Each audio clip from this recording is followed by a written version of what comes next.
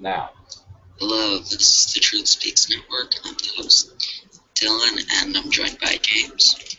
James, Impending Revelation here, ladies and gentlemen. I'm always glad to be here on The Truth Speaks.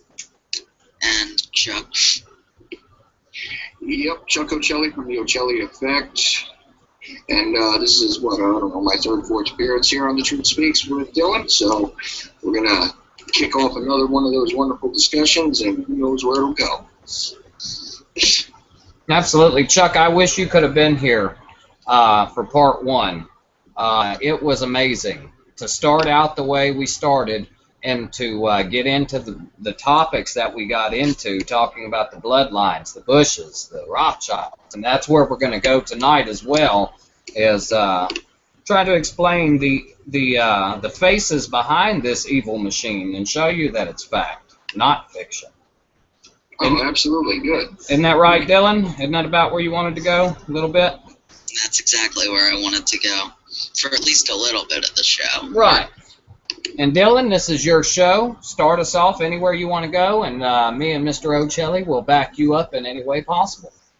I wanted to start with Rothschilds because they're the biggest, they are seemingly the biggest culprits. So, James, can you give a brief history on them for the viewers who don't know who they are? Okay. Well, now this is only to my understanding, but I'm sure Chuck will have a little knowledge on this as well. But the Rothschilds ended up making their money by printing money. As a matter of fact, it was back during Rome and the Greek empires where the Rothschilds started printing coins with Julius Caesar's face on them. And in order for them to do that, Rome had to give them so much gold to make these coins. Therefore, they started basically siphoning off of the money Rome was giving them, printing so many coins, which was, at the time, you know, nobody knew exactly how much it took. They went on face value. And that, to me, from what I understand, is how their evil empire started. They started printing money like they do now in the Fed and these other centralized banks. They print your money, you give them your resources, and they print your money, and they siphon off of the countries. Right, and an interesting, real, simple way to sort of, you know, give people a good perspective on that is this. Right now, you receive paper money, which is backed by nothing and only contains this, you know, stranded paper and this sort of semi-unique ink, right? So at that time, when we're talking about the Roman Empire, and we're talking about even these Greek city-states that had their coins printed, or struck, or whatever it was they were using at that time to create them. Here's the deal. Yes, they gave them gold reserves, but most of the coins that were in use at that time were made of copper and things like this. And what is unusual here is that they were, in essence, exchanging a much less precious metal for much more precious resources, and creating these coins, which, based on markings on the coins, would cause them to be worth whatever it was they said they were worth. Now, that deception is, you know, if it ain't broke, don't fix it. We all know that little statement. Right. Has continued to this day, and we still see it with the Federal Reserve, where basically, you know, the Federal Reserve prints money that it loans to us after we give them the credit, and there you go. And then interest is created. Now, right. Even without the mechanism of interest, though, just like you said, during those early empires, you were dealing with the exchange of something more precious for the construct and the system of money management. So this is where it is very instructive, and still, at this point in time, is something that you can physically observe for yourself. Yeah, narcissism was the basis of the Rothschilds' money. Oh, you can put my face on it? Sure, whatever it costs. That was one of the great allures to it, is that anyone who was in charge, anyone who had their fingers into the treasuries at that time, you know, a great thing was, well, look, we'll put the greatest people's faces on the money. And therefore, if you look at, you know, the general money that's been printed over the past century that you can still get your hands on, you'll find that dictators of all stripes, military generals, and even in our own country, iconic figures are placed on the bills in order to lend them some weight in the public's mind. That's right. So this is the common mechanism, and it's very instructive to start from that point. Very effective as well. Yes. And yes. So go on, James. Well, I mean, that's the basis now. I mean, we could go into Napoleon Bonaparte. They backed Napoleon. The War of 1812 is actually how the United States acquired the Louisiana Purchase from Napoleon Dynamite. He was trying to fund a war. Now, as we all know, the Rothschilds buy and pay for wars on both sides of the coin, so to speak, no pun intended. But what happened was Napoleon got wise. He realized, I'm winning all these wars. Money or no money, it's my people, my way of doing things that is taking care of business. Therefore, I'm thinking that I don't really need you guys anymore. And decided that the Bank of France was going to start printing its own money again. And that was the big no-no. And they made a killing off of that as well. They had people fill the market with false information saying that France had won. France had won, and this is what was going on. When in reality, France had lost, and everything had went way down. Well, they bought everything up before they realized, and the rest of the world realized, that they had actually lost, and then henceforth owned the Bank of France. Therefore, no printing of any money that they didn't control. And the Napoleonic era is very instructive also, again, because you have two different reigns of Napoleon, essentially. After he was sent to exile, he got himself out and all that good stuff. You know, it's a sort of nebulous story, but here's the deal. If you take a look at not just the history of the battles and the warfare and the Waterloos and things like this in history, but you look at the financial aspects that were involved here. There was a game being played where when things were being devastated, even local properties. I mean, most famously, you know, there are marks in Sphinx and things like this. Not just the Sphinx, but I mean, in some of the landmarks of Egypt and places where munitions had struck them during these conflicts in different places. You know, when local things become damaged, and they needed to rebuild them, the money men came in and played their games where they would buy up properties which were damaged, devastated by war, abandoned because the people had died off, things like this.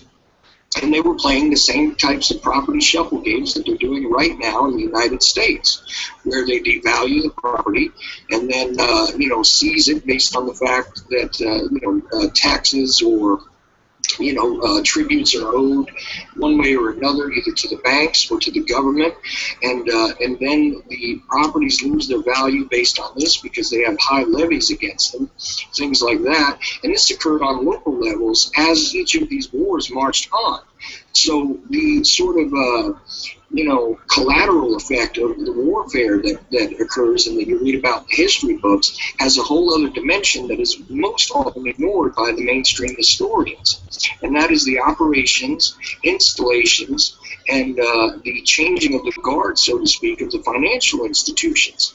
So, you know, if you have a dictator that comes through your country and you have, you know, your local dictator, St. John or whatever, that's running the place, and Napoleon comes through and crushes his army, well, now the banks get to reprint all the money for that place again because it's a territory of France, let's just say, ostensibly, and now they got to reprint new coins and new paper and whatever with Napoleon's face on it. So they get to make money first off of, you know, propping up that original dictator and taking his more precious resources for the less precious monetary representation of resources, but they also get to do it again after the wars. And, you know, we see this as a continuing trend even in modern times with the rebuilding of Iraq, the rebuilding of Afghanistan and everything else. The rebuilding of Libya. The rebuilding of Libya, the reparations that were paid, and the shuffling of money after World War II. History is replete with these sort of parallel stories of exactly how the bankers, no matter who wins the wars, actually, always seem to come out ahead because they are, in fact, playing on both sides. If you are the dealer and you are also all of the players sitting at the table, eventually, no matter where the money lands, if you represent all of them or some arm of yours represents all of them, no matter how the cards end up falling, you end up with all the chips, don't you? Absolutely. And this that's is the mechanism. And that's right. That's why the families of Rothschilds and royal families alike have always came together and merged. That way, they not only had their money, but they cornered the market in another place where now it's not my money and your money. It is our money. Oh, and Chris has just joined us, I think. I don't. Been here for over half the show. Well, welcome, Sorry. Chris. Welcome, Chris. Thank you. You were quiet. Yeah, So, I should have got secret before the show. The Rothschild family is worth $500 trillion. I just thought I'd point 700. that out. 700? $700 trillion. I thought it went up 200 trillion in the past couple of years because I read 500 trillion. Last year, their net worth was estimated at $700 trillion. You don't remember me telling you that that's enough? There's 7.2 billion people on the planet. It's enough to give every person on the planet their own personal $1 million. I don't remember you telling me that actually. But I'm a little surprised that they're that high up. Well, they've only been doing this since 3000 BC, brother. That's fair. So I wanted to go into the Federal Reserve a little Oh, bit. they are supporting the United States economy. You didn't know? That's their job, is to keep the economy afloat. Then they're not doing their job properly. Yeah, see, but the problem is they're doing it all too well. Yeah, I guess. But can you explain that system a little bit? What, the Federal Reserve System? Yeah, and the history, sort of the history behind it. You know what? Before we get into that, let's also examine something else, because the interbreeding and all this kind of stuff, because people say, well, how is it that these family lines have maintained over the years, and how is it that they are so intermingled? That was done on purpose, okay? Because, you know, the concept of eugenics, and this is sort of a buzzword among a lot of people in new media, alternative media, whatever it is you want to call it, but the concept of eugenics was not something that was born, you know, during the 1930s in Germany. This was something that existed prior to that. You know, in the 19th century, at the very least, I can trace it back to there were individuals that believed that if you breeded people a certain way, you could basically get rid of all sorts of different undesirable traits. And since the elite, the richest of the rich, and the people who were in the you know, upper stratosphere of society possessed some sort of you know, divine right, as it were, you know, the divine concept of royalty, and how those bloodlines, you know, only a prince can marry a princess, etc., that kind of thing. Yeah, This is the normal concept. Protecting your bloodline, exactly right. You don't mix it with the commoners. Right. So they, of course, you know, came to the logical conclusion, based on that sort of idea, that if they only bred with each other, then they could only possibly have the most elite bloods. So they're all intermingled on purpose. They intermarried and intermarried and intermarried. And in fact, if you look at the royal bloodlines of all of Europe, essentially, you can find In the U.S. all kinds of examples where, you know, inbreeding in too much of an intense fashion. I mean, look, if you keep breeding brother and sister dog together too much, you're gonna have some bad dogs. Oh, exactly Just right. wait. As a matter of fact, just to prove that very statement, the Queen of England has a cousin who is in a mental institution and is never talked about. She is royalty now. and she lives her life in a mental institution because she is the product of too much inbreeding. I can't remember her name right off, but it shouldn't be too hard to find if you just look for it. No, and even examinations of historical events like the whole Jack the Ripper case there in Whitechapel. Yes. If you just peel that back a little bit, there's the discussion of, and I'm not saying that this particular royal was involved. I'm not going for that because I don't want to debate that whole issue. But the deal is that there was a suspect royal who may have been involved, and he was known to have had all of these psychological problems. And generally, these royal families would isolate and put people away that were embarrassments, either physically or psychologically, in a lot of cases. So, the thing is, a little bit of inbreeding might not completely destroy the resulting offspring, but when you keep doing it over and over and over again, you don't have that diversity in the genome. Too many things repeat themselves, and it causes problems. And this, like I said, throughout the history, anybody who studies royal history, pick a European country if you like. You'll find, or pick us. Well, that was the logical point I was going to go to next, but we're not quite there yet. The thing is this: when you think about the installation of the Federal Reserve, yes, this is a big problem, but they tried this before.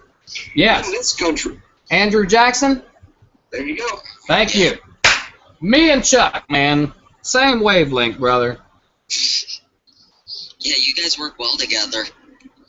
They tried to kill Andrew Jackson on 2 separate occasions by the centralized banks because he would not employ the centralized banks. And as I went through on my show last night explaining the Masonic Bible, you will get these presidents who get in there, 33rd degree Masons, such as Andrew Jackson, who do not want to work with the elite. Will not work with them.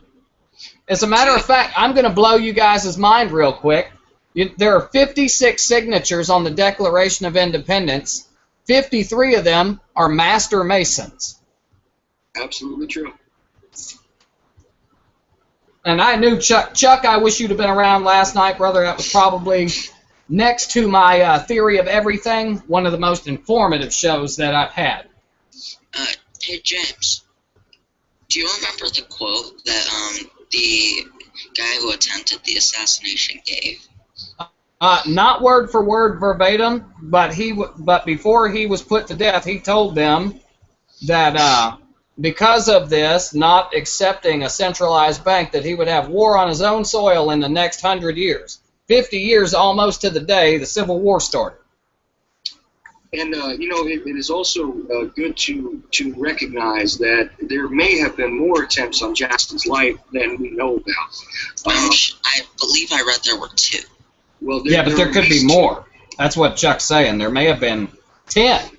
Yeah, there are at least 2, not the least of which was one where he was actually attacked by someone and wound up beating him with his own cane. That's right.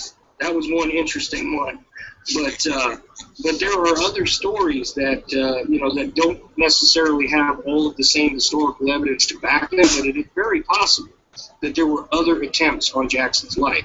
Yes. Now I've heard up to as many as 5, but like you said, we only have the physical evidence for the 2 recorded.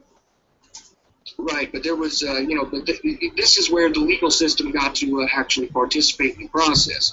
But there have been stories of actual attempts on his life where he was simply on horseback in different places. I mean, don't forget the man was a general as well. That's right. And there have been also stories that have surfaced from accounts of other soldiers' journals and things, which do lead to the idea that there may have been even earlier attempts when he was first approached, because they did know that he was going to be the type of person that could be elected to a powerful position or placed in a powerful position immediately following his service. See, a lot of these guys, in our early history, if you take a look, we used to have, military generals and things that would wind up in positions of authority all over the place. And, the adventures there often would really astound you if you look into them enough. But Andrew Jackson is an excellent sort of example of that. Now, there have been some quotes from Jackson which are not exactly proven and all that, but the spirit of the quotations in general do match a lot of his own writings and a lot of the accounts that were taken by journalists at the time. So you can see that even if you can't necessarily believe everything you read, you do know that there were attempts on the man's life. You do know that he took certain stands. And I'm not saying that he was, an icon of all freedom or anything like that. We're only addressing his position on the bank. And there were many people opposed to him, not the least of which was Hamilton. You know, and in that regard, in his stance against the bank, he's one of two. He's one of two, I believe, who stood against it. Well, there's more, but the two easiest examples to find as far as our American presidential history are himself and Lincoln. I am under the belief, although not all of the information has surfaced yet, that Kennedy was also involved in opposing the Federal Reserve, but that's later on. Now, there was an installation of another centralized bank, which was then abolished and fought off basically by the likes of Jackson and people who believed the same thing he did. But in 1913, yes, we now begin the history of what it is we are still reeling from to this day. So I don't know if you want to pick up on the Jekyll Island story or what. I don't know that story, so if you want to start there, we can start there. For a complete history on that, I'll tell you that you got to look at Joe Griffin's book called The Creature from Jekyll Island. That is the best resource on it to get an idea of what happened. But in a nutshell, let's put it this way. If you were to take the most powerful banking interests and families and have them all travel to a remote island to have a meeting and draw up the basis for the Federal Reserve System in secret, traveling under assumed names and everything else, to basically create the legislation, to hand it to our so-called representatives to have it basically ratified, by legal means. Now that's an argument in and of itself, by the way. It often just leads me to that idea that those who wish to do evil things do not conduct business in daylight. And that is the most informative piece of that story as far as I'm concerned. But let's talk about who was involved in that. James, you want to join me on this? Yeah, I'm enjoying this. I love to hear you speak on these things. Yes. Well, the list is not directly in front of me, but I'll tell you what. You see the resulting related people. Again, these are individuals that were related to the same European individuals we were talking about before, which are intermingled with the royal families, which are intermingled with one another. And I mean, when you think about the intermingling of those families, just remember this. The Queen of England, the entire House of Windsor is not even English. It is German. That's right. Her husband was German. King Henry, was that his name? I forget which one was her husband. It's one of those things. I am so disgusted by the way these things are conducted, and by the sort of strangeness and the fascination with the royal families, because there are people that lionize them as if they were divine beings almost. I mean, all you have to do is watch, the fervor, the satellite coverage. I mean, even in the days when we didn't really have widespread cable television, one of the first times in my memory that things were beamed live all around the world was the time that Prince Charles married Lady Diana. Right. And, I know that there may have been other satellite transmissions and things like that. As a matter of fact, I know that Kennedy participated in one of the first worldwide live satellite transmissions, and And Eisenhower was one of the first presidents to speak live in color and all that. But the reality is that for no apparent reason, a whole lot of America stopped and watched every single detail of that particular pageant, the celebration of English royalty, and almost the cult of personality in the colonies that basically throughout England, as far as we're taught, is astounding to me, and is one of those things that is so revolting to my person that I don't, I just don't even want to participate in really clouding up my mind with a lot of the sort of minutia of the interactions of these families. And you're right. You're right. It's worthless nonsense. But the whole point of that was oh man. Oh yes. Sorry. Drifted away there for a second. When she married him, he was German. He had a very German last name. After that, they switched his name. He changed his name to Windsor, if I'm not mistaken. And he was very, very German. You could not, you couldn't get away from the way he looked, his presence in general. You can just, a lot of very proud Germans they look a lot like Russians. They are very steadfast in their belief and in their way of doing things. They're pretty stubborn. Well, right. I mean, it's almost legendary, the precision and the sort of stringent ways in which Germans and Russians both conduct themselves. They are ethnically similar. And some people argue that the reason for this is because the Germanic tribes haven't been confronted by Rome, and also the Britannic tribes at that time also being confronted by Rome, and having sort of been conquered by the same people, adopted sort of a military discipline for themselves on a social level in order to deal with the war machine that was Rome at the time. It's instructive to note that even the very setup of the roadways and things that exist today in London are actually all just overlays of what the original Roman engineers laid out for that city, because at the time that they invaded, it wasn't so organized. So the effects of that are true, but the intermingling of these tribes and things like that, sometimes people point to the idea of conscripts having been dragged from one place to another. I mean, most famously, people talk about how Hannibal had landed on Sicily and invaded the Roman Empire, and therefore, because, I mean, I take this, to a personal level because I'm partially Sicilian. I often say that I must also be part black because most of Sicily had been invaded by black soldiers that were part of Hannibal's army. But it is impossible to sort that out because Hannibal had picked up conscripts throughout his marches. Right. He was like Alexander the Great.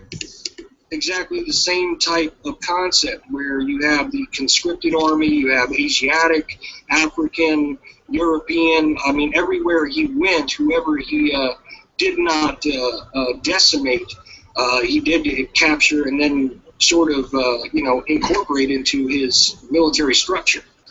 So this was the same kind of thing, and this was a fairly effective way to replenish your depleting troop numbers as you traveled. Exactly right.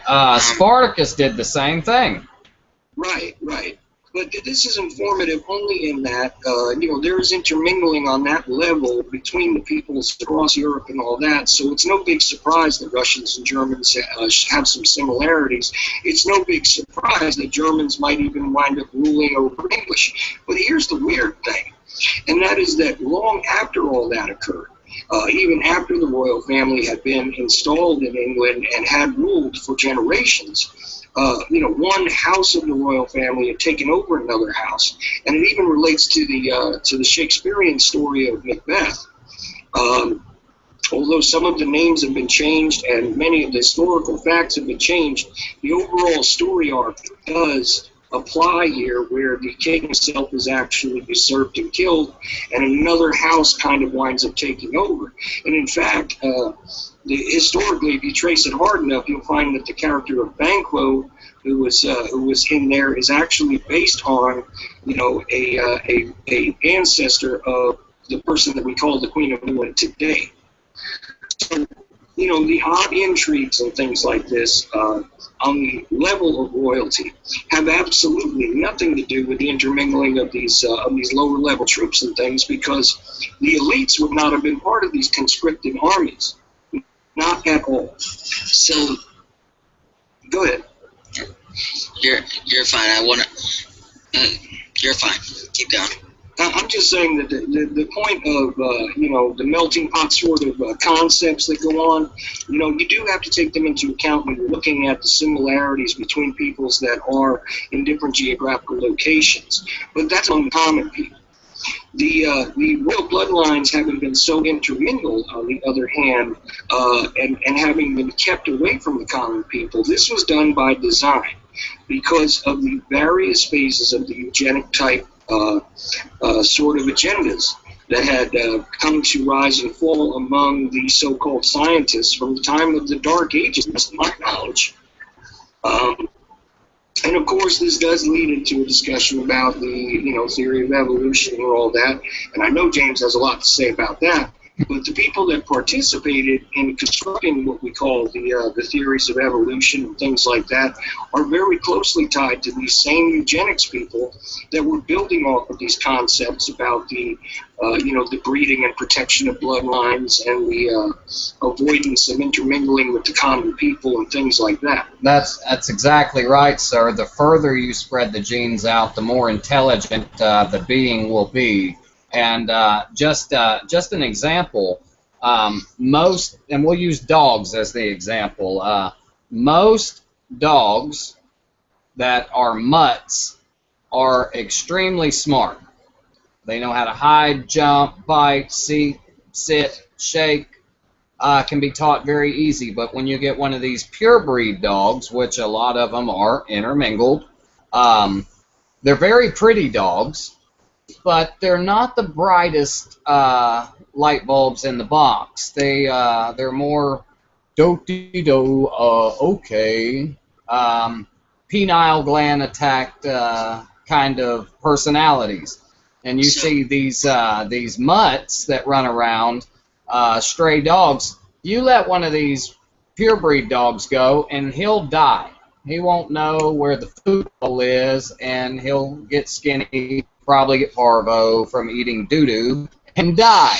Now these wild dogs know how to knock over trash cans, get into trash bags, all this good stuff. They're extremely smart, which proves that the further you spread the gene pool out, the more intelligent the being will be.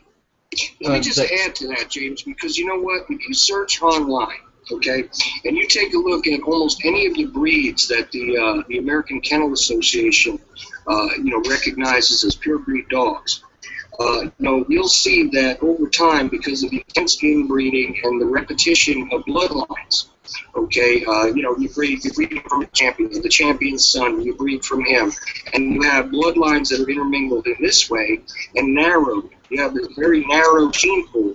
What happens over time is that not only do these dogs change appearance, and you can take a look at the dogs from the early 1900s and the dogs of today that are involved in these shows, you can see that their physical traits have changed to the point where their physical traits are not even as functional as they used to be.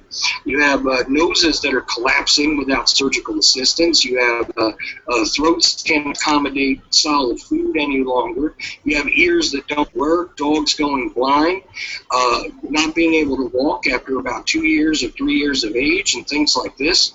So it not only you know, is something that you can see and you can make an observation about the intelligence of a creature, but it literally physically manifests itself, because when you don't diversify the gene pool through natural means, you limit the possibilities and the ability for the creature to continuously adapt and do what it must do, even on a physical level. And I'm telling you, all you have to do is take photographs from the early 1900s of a bulldog, and take a look at them now. Take a look at earlier photographs of even German shepherds, and take a look at them now. They do not even look like the same animals in some cases. It's just that simple, and that's just an easy sort of way for you to observe how narrowing the gene pool is actually destructive to the species. Absolutely So- right. I wanted to get on to another topic that I think is important, if that's all right. Yeah. Cover the bloodlines, the Bilderbergs, the meetings they have. What do we know about them? Well, we know that they come together once every year, once every 2 years to talk about the global market. And inside these meetings, everything from how much a gallon of milk is going to cost to what wars we're going to continue to fund is discussed. And let's not leave out the fact that no president has ever been elected before meeting with the Bilderberg Group. Both candidates meet with the Bilderberg Group. They decide who is more likely to follow orders, and that's who wins the election. And there's a series of roundtable, roundtable discussion groups that go on as far as we know, because these are things that people like ourselves are not always privy to, but we are privy to the results afterwards. And it is very interesting when leaks come out where they explain that the gas prices are going to rise to this particular level at this particular time of year, and then they're going to drop. And they set that agenda ahead of time for the next 2 years, and we actually watch that arc play itself out, despite the fact that they say it's because of weather, concerns and things like this. But then why haven't they predicted yet the dollar collapse, or have they? Well, that's not something they make public record. If they decide that they're going to start backing the petro-ruble, they're not going to make it mainstream media news, especially in the United States. And little bits of things do leak out. I mean, the concept that guys like George Soros have placed, put options basically against the American economy at this point have come out publicly. So some of these controllers' agendas are known. You've seen Federal Reserve Chairman and former Federal Reserve Chairman have gone to these meetings, and the seeming ideas that come out of the meetings about interest rates and things often are exactly what plays out. And all of these things in conjunction with one another cause those types of effects. Like the collapse of the dollar is not something where you're going to flip one switch and it's going to collapse. Although it could be done with one switch, it won't be done that simply because, that's not enough of a gain for those that are involved to profit from. Right. And another thing I wanted to touch on this specific topic, who do we know isn't?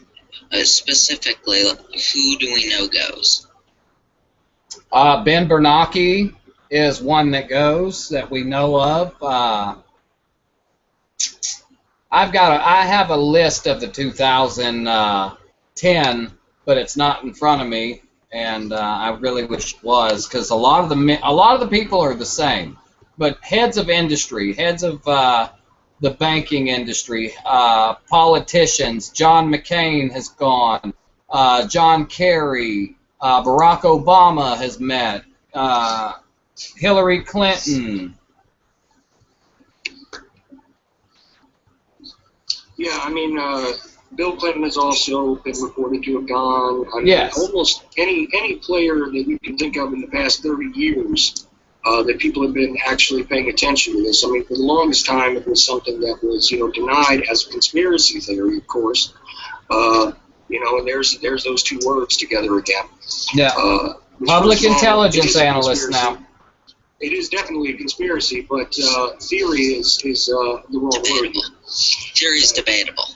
Well, I don't know how it's a theory when we can actually get film, even if you disagree with the with the concepts of what is being, leaked out. If you say that that stuff is spurious in any way, shape, or form, the fact that these people do get together has been proven by citizen journalists who have filmed it themselves, watching these people, sort of coalesce together in places for no other apparent reason than this meeting. Well, let me say something too. If it's not evil, if it's not against the American people or the world population, then why have a total media blackout, rent out an entire hotel, and not discuss what you were talking about? If it's not detrimental to the American population, like I said, or the world population, why shouldn't we have people in there making sure? Well, that's exactly the nature of it, because people that people that conduct business in secret generally do it because they are not conducting business for the general good. Those that are doing good works will do it in the daylight. And just to clarify for people, the Bilderberg Group was started by the King of the Netherlands. Back in the 50s, if I'm not mistaken. The time frame is a little touch and go for me. Like I said, my numbers sometimes get twisted. But now is his daughter, the Queen of the Netherlands, is the major funder, and what she says goes. Yeah, you're talking about Beatrix, I think. Yes, Beatrix. Yeah. She's often been cited going in there too, along with Bernanke and all these other people. And you know what? Even if you just take the few people that have been, caught on film, caught photographed going in there, and you assume that there is nothing nefarious about this whatsoever, doesn't it make you a little curious as to what's going on? I think sometimes things are leaked out though that are leaked out specifically to mislead people. We're going to worry about gas prices when they're starting a war. We're going to worry about a war when they're actually manipulating the cost of milk. It seems interesting. Well, there was a quote from the head of the group. I'm paraphrasing. To say we're building a one-world government is slightly exaggerated, but not wholly untrue. Well, there's been a few different quotes that have emerged, supposedly by people named Rockefeller and two others whose names you would definitely recognize. And I got to say that although the spirit of the quote is probably correct, the fact that there is no verification for that, because they do not allow media, they do not allow recording devices, and not wholly true. WikiLeaks leaked out video of it, I believe. Yeah, but WikiLeaks. That doesn't mean they allow it. It doesn't mean that it's. It doesn't mean. Yeah, exactly. I would not say that that's entirely reliable. It may be. I may be incorrect there, but there's no way to prove it. As a matter of practice, they don't allow recording devices of it.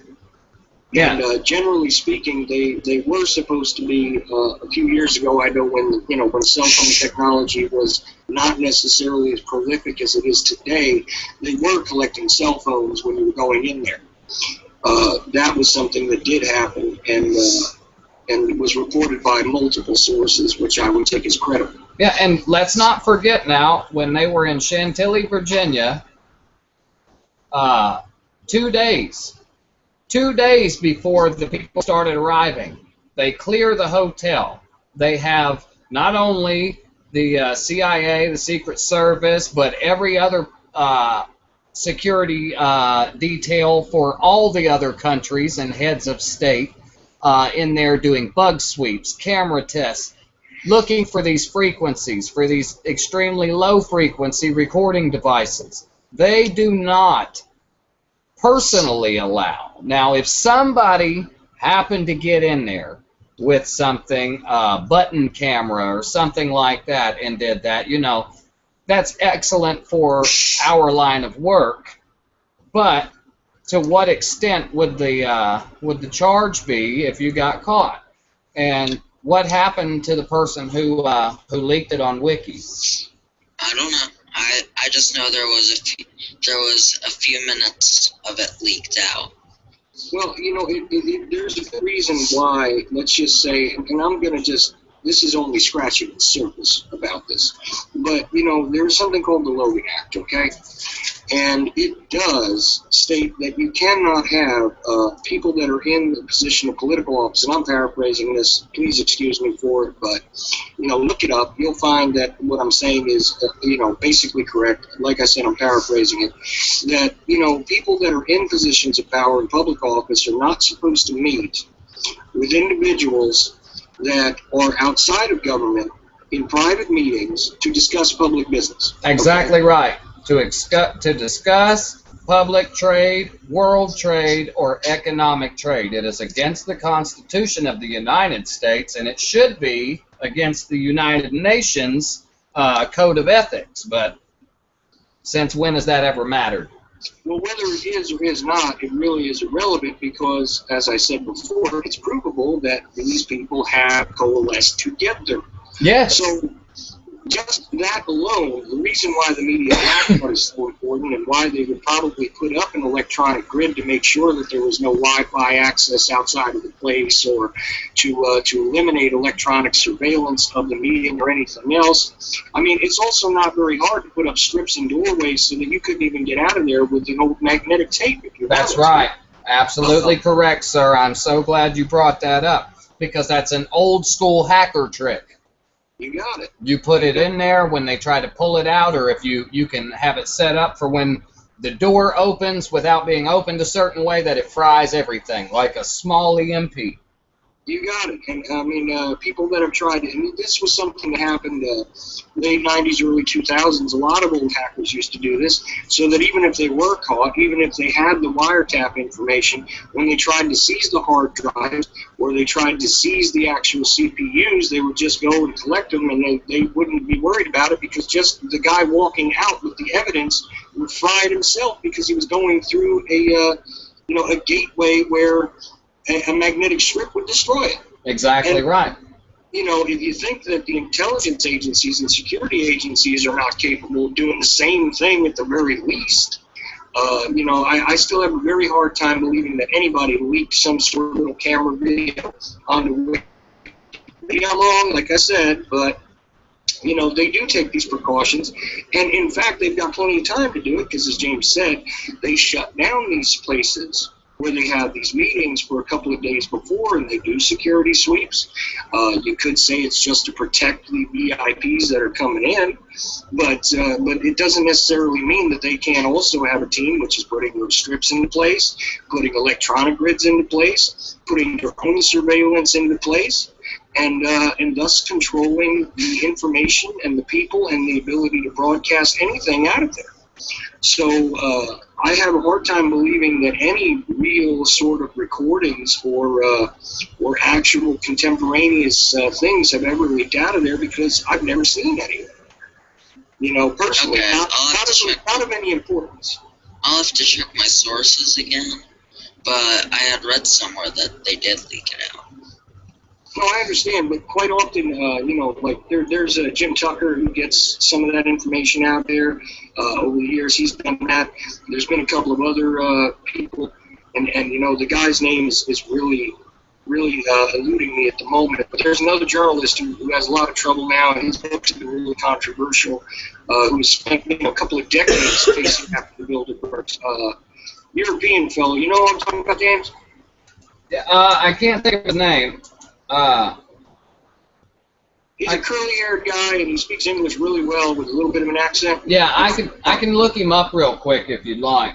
I can't think of his name, but I know who you're talking about. Yeah, he's been giving them hell for a good minute. Right, and he's been at it quite a while. And, he's the long-haired, black, curly-haired guy, correct? You got it. I'm trying to think of his name, and once you say it, I'm going to go, that's it.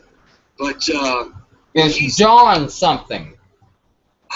John, goodness.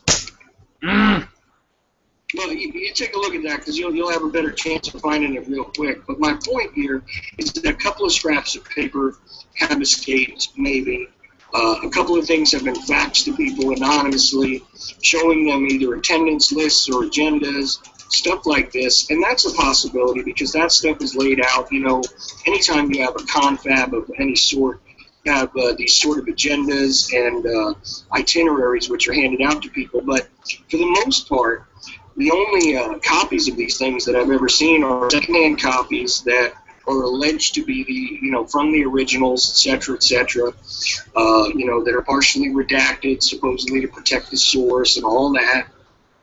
But, if you just take into consideration the fact that, we, over the past few years have had, the ability to use tablets and things like this, there's no reason why they couldn't have something. Is it Jim Driver?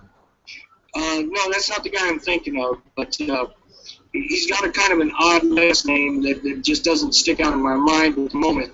Yeah. I know that he was on some of the Jones films at one point. Right, yeah. Yeah. I've got Jim Tucker, which he's the one who died here recently. Right. He was the old guy who was, really very sort of intense journalist who was really chased for a while. Right. He used to actually get a lot of those faxes and anonymous deliveries of copies of things. But even the stuff that he got was very limited. Yep. But back to my point here is that even in the era where we have tablet and smartphone technology, you can create a sort of small Wi-Fi network which would only allow you to view it if you were within range, and then you would have nobody being able to pick up on it outside of the room, and therefore there would be no paper trail or electronic trail of the same. Do any of the Rothschild and Rockefeller families participate in these meetings? Multiple members of both of those families are always cited as appearing there and have appeared on these attendance lists and things that have leaked out. Plus, a couple of them have been photographed, just trying to go in. You can find footage of this stuff. It's not hard. I know. I'm looking it up now. There's been protests, and this is the reason why we have any of the film generally, because there have been various protests. And it's not just the Alex Joneses of the world, but others who have gone there independently with cameras, with recording devices, with signs and everything else, trying to protest the idea that these people are making decisions for all the rest of us, including. Is it John Sylvester? No, that's not him either. Yeah, I know who you're talking about. I can't think of his name to save my life. I'm thinking his first name might be Julian, but you could be right, brother. But the point is that there are various people though that have tracked this stuff over the past, especially the past decade. And one thing that I could definitely thank some of the I don't consider them entirely credible, but more of the sort of older school alternative people with, is the idea that they were at one point really tracking this. There are guys still doing it now, but like you said, Jim Tucker died recently, and a lot of people don't, because the security agencies and things that are involved there also have mobile units that have chased away a lot of people, have destroyed films and things like this, to make sure that there is as little as possible and the information remains fragmented. Makes you wonder. Yeah, that first meeting was at the Bilderberg Hotel, which is where they got their name from. Right. But there is an interlocking sort of grouping of other concerns that are more regionally located. The Bilderberg is sort of the conference of those roundtables, and this is where you get into the Council on Foreign Relations. Can we talk about them a little bit? Well, this is yet another nebulous sort of organization, because there is a public statement for that organization, and then there's a lot of private meetings. In short, they're essentially just supposed to be there to discuss Americans' foreign policy concerns and to produce ideas in style. That is the benign sort of stated purpose for the CFR. But every time you turn around, it seems as though any same positions of power that we have in our government and, in adjacent governments to our own are often intermingled with this CFR for some reason. Like, in other words, if you don't have a couple of these letters involved with your name,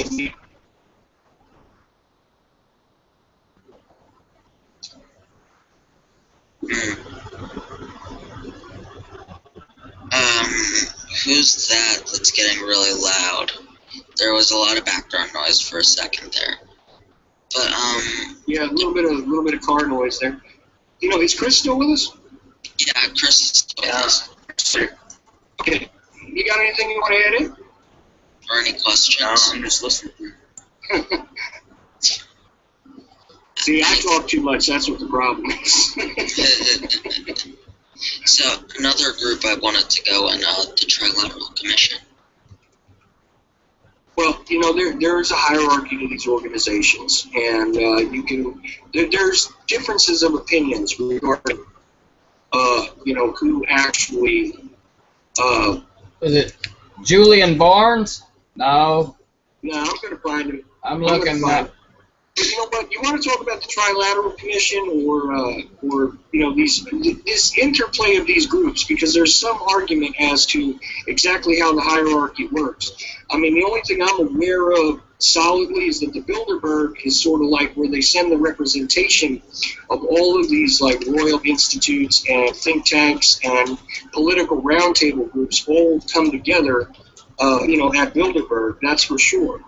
But the rest of it is sort of very nebulous to me because, how these people become involved in these groups and everything else is something that, honestly, I am not... Julian Assange. No.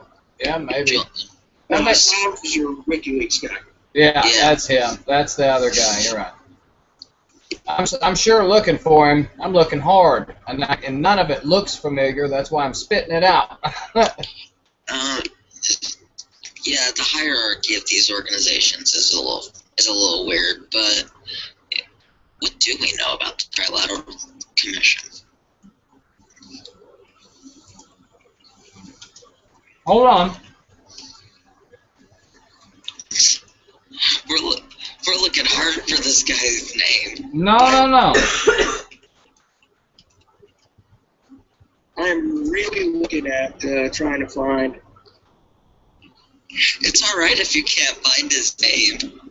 No, but this guy, I'm telling you, this guy's written books on it and everything. He's really important, and I'm just drawing such a blank. I'm not happy about it. Let's see. Where are you? I can draw up small videos, and I'm still not seeing, but I know he's in there. There's a lot more to this, but you know what? The overall, I am going to get you a reference on the Trilateral Commission because that's an important question, and it is one of those things that I am not really. Here's the members. A lot of important people have been in the commission. John Kerry is a long-standing member of the Trilateral Commission. Exactly. Hillary Clinton. Let's see. Valerie Jarrett, Susan Rice. Yeah, this is true. And I just went to the trilateralcommission.org, okay?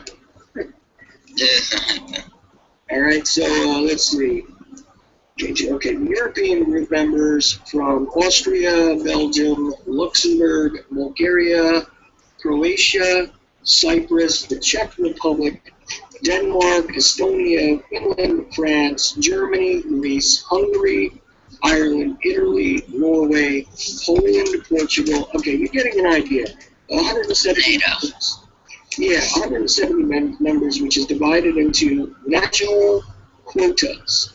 Germany has a quota of 20, France, Italy, and the United Kingdom each have a quota of 18, and Spain has a quota of 12. In other words, these are the amounts of representatives which are allotted to the Trilateral Commission, okay? Let's see, the Japanese group of 85 members expanded in 2000 to become the Pacific Asian Group. And now,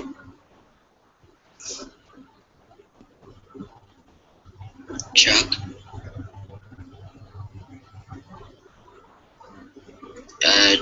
James, you still here? I am here, brother. I see Alright, I Chuck think is we still lost with Chuck. us. We may, yeah, I think we may have lost him. Alright. But you were asking about the Trilateral Commission, Yeah. and I am adamantly searching for a clip. there we go. I was in the middle of reading off the Trilateral Commission thing here. Where did I leave off? You were on the Japanese, and then you cut off. Well, they involved into the Asia Pacific Group, of course. Let's see. Help preserve the commission's. All right. To help preserve the commission's unofficial charter, members who take up positions in their national administration give up Trilateral Commission membership. New members are chosen on a national basis. The procedures used for rotation of and for invitation of new members vary from national group to national group. See, this is why I wasn't aware, because I've always heard different stories about this. That's why. Let's now look at the leadership of the Trilateral Commission. See, this is where it becomes really strange, because as much as they claim to be, in the sun, sort of, acceptable, we're just, benign organizations which discuss politics, and that's all we do. Well, let's see. Here's the executive committee list that's current, I guess. I have a 3-minute clip I'd like to play when you finish there, Chuck. Well, please do, because you know what? The information on the Trilateral Commission is so confusing. And see, I'm sorry, but it is still one of the groups which is below the Bilderberg Group. Now, like I said, the Bilderberg Group is sort of the upper echelon of this middle management. And that's the funny part, really, to me, is that I think that these people, it seems, would only do this because they are the messengers and the middle managers. They may be representing the most powerful people. Maybe occasionally some of the most powerful people really go. I think that the royal representatives are others in most cases. I mean, you do have, Beatrix showing up there, and some other royals have shown up there. Some bigger players in American politics have shown up there. But I think that that's only evidence of their lack of power in a lot of cases, because I still believe that that those who are really pulling the strings here would not even attempt to have one of these public meetings. These are more the messengers and the carriers of information, I believe. So they're trusted, and they're on the upper crust of the middle management, but it's still the middle management of what we generally refer to as the New World Order group. You know what I mean? Not all of them are the middle managers. Like, you have the Rothschild and Rockefellers. No. They're the boss. You're missing it. They tell people what to do. Yeah, see, that's the thing. They're the boss over most, but I think the people that actually control it, even though there are Rockefellers and there are Rothschilds that go there, they're not the best of the best that they have. Oh, no, those, because they're made public. You're exactly right. People know who the Rothschilds, the Kissingers, the Rockefellers, we know their names. Now, very, very, very few people know the actual big guys who gave them their start. And that's when you get into the most evil of evil. But with the Trilateral Commission, Chuck, you're absolutely right. They are low down on the totem pole. If you want to know who has their hands in America, that's what this 3-minute clip is about. All right. Well, then you know what? It's perfect time to run it, Jim. All right, brother. Here we go. It has nothing to do with the Trilateral Commission. Let Hillary Clinton tell you. Here we go.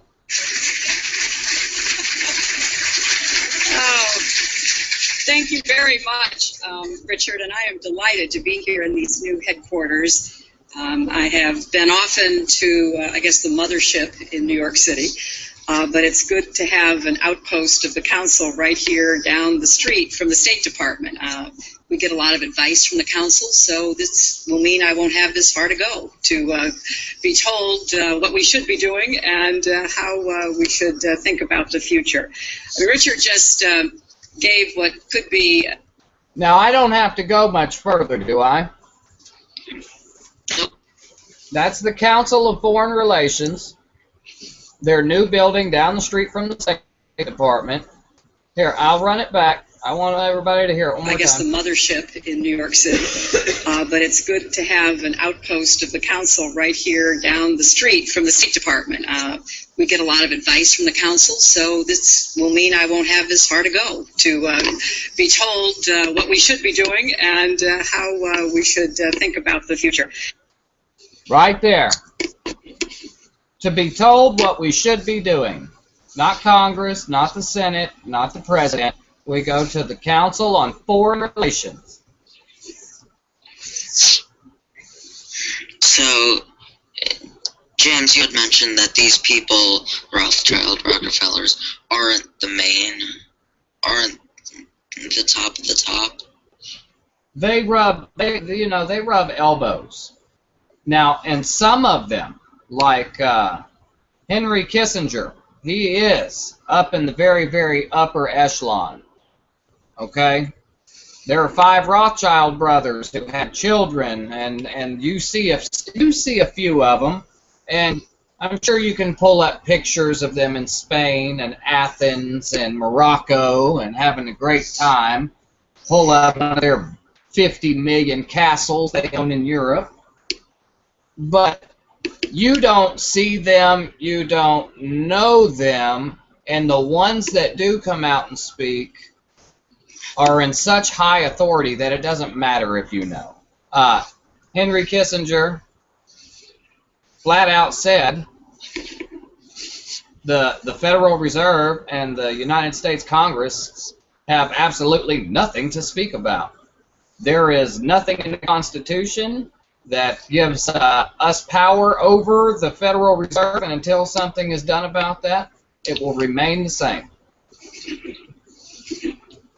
That's not a spokesman. That's him flat out getting tired of being asked. This is how it is. Don't ask me again. Who is the... you mentioned Henry Kissinger. Who is the top of the top? Who are the main orchestrators of this? Brother, those are the million-dollar questions. I mean, you have front men, you have guys that don't care if you know, but the ones that are coming into power, these are the ones that you just don't know who's going to be the top dog. We had that discussion. You know, we have all these families, but you know, occasionally these families scuffle too. Now, here's something from a more mainstream source I want to play for you. It's real quick. It might not sound real good, but let's give it a shot. Yeah. Russia Today. Well, secretive and elite. The Bilderberg Group unites the world's most powerful people behind closed doors. It's been happening for decades, and this year it's in Chantilly, Virginia, at the Marriott Hotel. The secrecy surrounding the conference has sparked many theories as to what exactly goes on in the meetings. Some even believe it's a venue where the world's most rich and powerful conspire to carve out a new world order. RT correspondent Abby Martin was in Chantilly, Virginia today to let us know what's happening outside of the Bilderberg conference and joins us now to tell us all about it. Abby, nice to see you. So we have a lot of powerful people all in one room. Happens all the time. So what's all the fuss about? I think the fuss is especially about this meeting. It's different than other meetings because there is no corporate press coverage. We see a lot of meetings happening. We just saw NATO, G8. It seems like everyone in the world knows about that. And there's tons of press, tons of protests. But unlike the Bilderberg Group, or like the Bilderberg Group, let me say that again. The Bilderberg Group doesn't have any press. There's no press releases. There's no official attendee press release out there. So no one really knows who it is that attends or what they're talking about. And so you were there outside. I know you couldn't get too close, but there were protests, I understand. What exactly are they protesting? They're protesting the egregious violation of federal law. There's an act called the Logan Act, which says that you cannot meet with foreign diplomats without congressional oversight. And I think that that's really the main key here is people are like, hold on, why are there 130 of the most powerful world players in banking, mining, oil, food, media, defense, and politics? Why are they all getting together and meeting in secrecy behind closed doors without any congressional oversight or really any awareness of what it is they're talking about? That is, there's more to the clip, but that is about the bottom line. Okay? And this is Abby Martin. You guys know who that is probably because, there's been a lot of stuff about her in past years. This is from 2012, obviously. But nonetheless, it is still informative up to that point. Okay? So, I don't know what you guys think about that, but I'm telling you, it's not a theory. It's a reality. It's just a matter of, even she right there just says, look, there's no official press releases, there's no press access, there's no this, no that, no third thing. All we have are some, scattered leaks here and there. And like I said, Tucker and a couple other guys, have gotten stuff out there, but it's been, fractured. There's been only fractional sort of information that's gotten out. When it has gotten out, though, I'll tell you what's most interesting about it is that when you do study the more credible, less sort of, exaggerated theories about what goes on in there, because there are some exaggerated theories about this that I'm not sure are so exaggerated anymore, to be honest with you. But there's no proof of them, so I again, don't, I don't go with anything where I don't have any sort of solid evidence whatsoever. But I mean, the possibilities are truthfully endless when you combine, the ideas that individuals that have control over food, individuals that have control over media, individuals that have control over politics, over money, over banking, over every sort of part of the endocrine system of the planet are getting together to meet in secret. It seems to me as though there could be nothing benevolent about it. So regardless of where you may come down as to what they're doing, those that have said, and I've seen this, with my own eyes, individuals who've said, well, they're in control of the world, so, why shouldn't they meet together? Maybe they could work together and make things better. I say, look, enjoy your GMO, whatever the hell it is you're eating, and, please do me a favor and make sure that you go the rest of the way to sleep so you can stay out of the way of the rest of us that are actually trying to survive on this planet, please. Because if you believe that, I'll tell you what, I said this many a time, I got plenty of awesome oceanfront property in the state of Arizona I'd love to sell you. So, that's about the bottom line on that. I don't know if James has something else he wants to add here, but, No, you hit the nail on the head, brother. I mean, that's how it is. And even in recent years, they basically had no choice but to begin to acknowledge that this existed anyway. For decades, by my own observation, this stuff was not being acknowledged by anyone in the mainstream, and even in the so-called alternative, underground, or otherwise, sort of scattered media assets. I mean, even back to the days of shortwave radio, anybody that sort of had any sort of funding or following seemed to not really touch upon this. But as we said, this has been going on for at least a half a century, probably much longer. Probably we only discovered it a half century ago. Probably some deathbed confession of somebody who had, some sort of stroke of consciousness that, caused them to get a conscience. Brought this to our attention to begin with. And there are many stories relating to that. And as always, I'll say this. No matter what it is we said here or the facts that we brought up, I advise anyone to please go ahead and investigate it for yourself. Because this is something that is most worth examination. And if you believe that the individuals that are conspiring, it seems, because there was no way that the mechanisms of, environmental control, control of the food supply, political control, thought control by the media, etc., they seem to be conspiring quite a bit together. Otherwise, there is an amazing coincidence here where there is a coherence of sort of evil planning. And I'm sorry, I just don't believe in the Legion of Doom theory, okay? That a whole bunch of supervillains will just happen to act on their own accord to come together and meet at the, sort of vaguely skull-shaped hallway every once in a while to pat each other on the back. That's not possible. I love that analogy. You're all doing such a good job. Keep it up. Go us. So please, by all means, James, I know that you've got plenty to say about this as well, and I hate to hog up all the time because this is Dylan's show, and I want to make sure everybody gets a chance to speak too. And if James, if you're not ready, I'm wondering if Chris has anything he wants to add as well. Chris isn't here. Oh, he's gone? I'm sorry. Well, No, Chris just had to step away for a bit. Well, no problem. But James, please, by all means, add on. Yeah. Or you know what? Tell me I'm crazy if you like. No, the Bilderberg group. The Bilderberg group has it's like an octopus. Their decisions spread out to these organizations such as the CFR, the Trilateral Commission, Skull and Bones, to get taught how to do all this stuff in these times. They're raised into this thing. They're deprogramming their children at the age of 6 months old to become these sociopaths, money-hungry, consciousness completely turned around. It's okay to do whatever you want to anybody as long as it benefits you. It doesn't matter who it doesn't benefit. I will return in a moment. It's the great law of business. Never mind the fact that you're going to put 35,000 people out of business if you close this business. You're going to make $42 billion.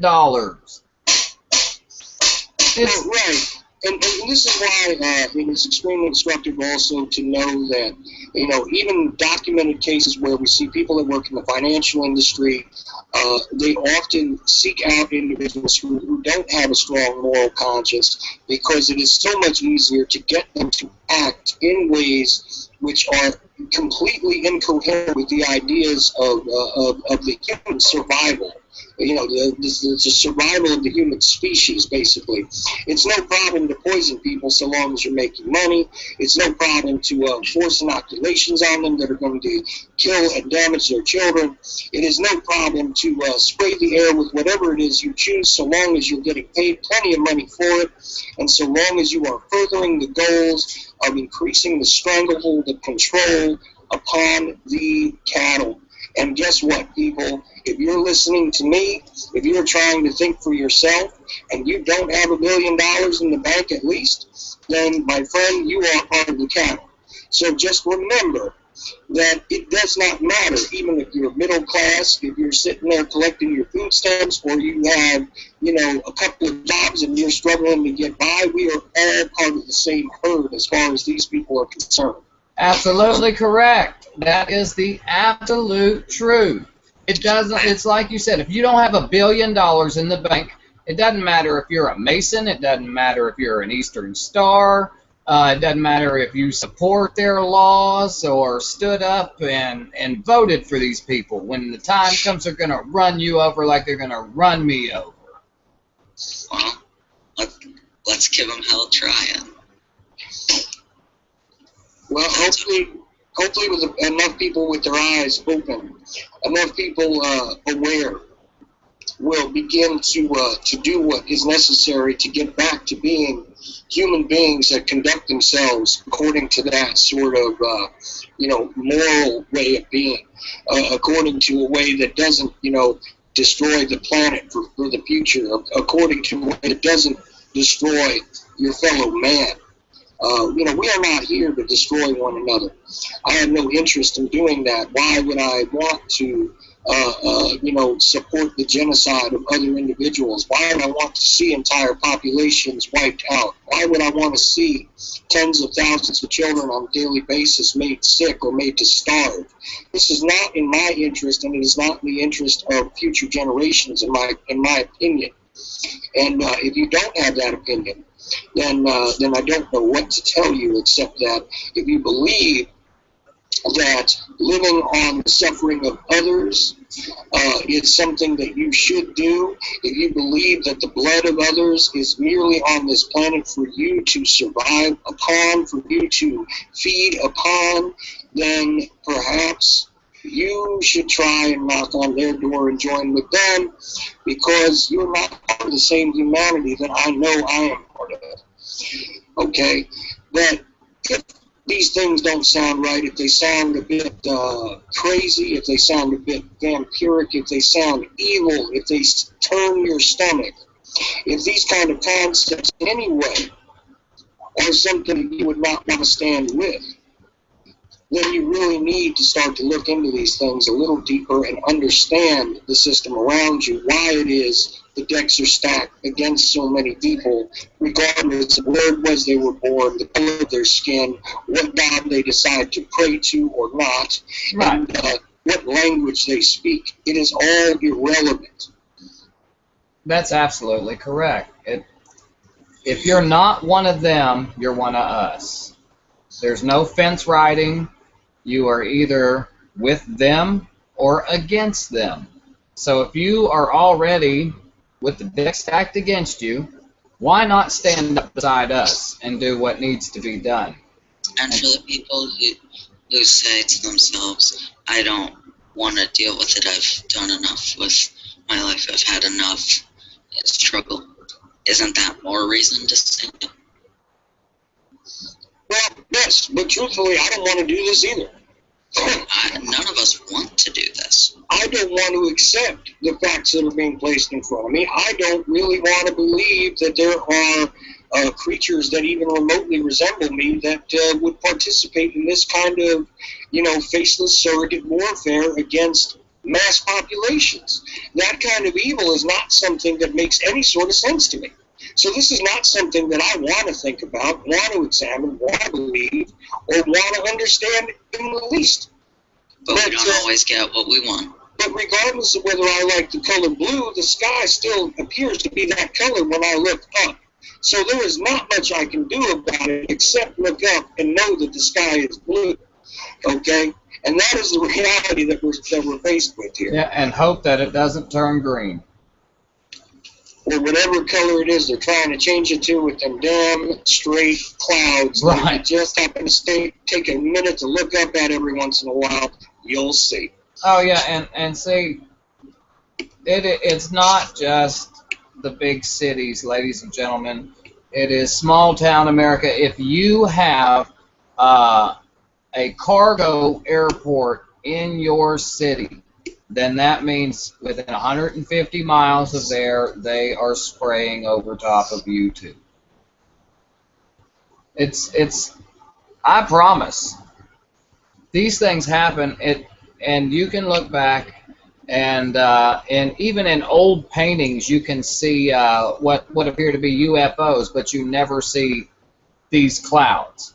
You've never seen clouds in any kind of artist rendition in the Renaissance era, or even back before Christ, BC, where you see these kinds of clouds depicted in any artwork at all. So, did the clouds evolve? Well, yeah, this is true, and in at least 3/4 of a century of well-documented, recorded video history, without even going into film or anything else. If you just look at the broadcasts of outdoor venues, if you take a look at scenes over cities, if you take a look at those faraway shots of Washington D.C., if you take a look at any of this stuff, I challenge anyone to find me these straight line clouds. And even if you just want to narrow it down to the jet age because you think that they're all just contrails instead of chemtrails, I say again, find me those straight clouds during the time when the when the jet age was was present and it could have been filmed. You won't find it, not even in military theaters, until maybe, and I've never seen any film of this, but I've heard many accounts of it. You might be able to find it in some stock footage in Vietnam, maybe. But outside of that, I challenge anybody to find it any more recently than 30 years ago. Yeah. Well, you're right. You're absolutely correct, sir. You have to show me even the old movies. Go back and look at these old movies. These movies did not have these things. Look at the movies in the 60s. Look at the John Wayne movies when they were out in the desert. Cowboy movies. Old westerns. Westerns good is what shots of sky and landscape there. Yeah, that's a good point.